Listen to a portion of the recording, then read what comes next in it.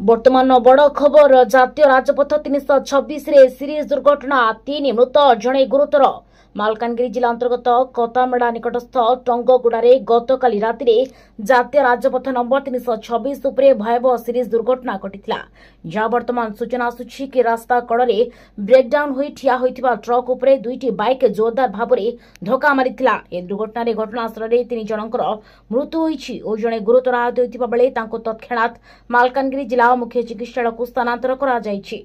जहाँ वर्तमान सूचना आसुछि कि दुर्घटना पर मृतकों परिवार और स्थानीय लोके क्षतिपूर्ण दाबी कर रास्ता रोक कि जातीय राजपथ को मध्य 326 को अवरोध करा जायछि। सूचना पाई मालकानगिरी पुलिस घटनास्थल में पहुंची अवस्था को नियंत्रण आनिबा पई बुझासुझा करिसंती। ए दुर्घटना अंचल में शोकर छाया खेली जायछि और निरापद रास्ता व्यवस्था नहीं लोकों मध्य असंतोष सृष्टि होइछि। मालकानगिरी कैमरा पर्सन पिंटू कुमार ईश्वर आदके रिपोर्ट आदर्श न्यूज।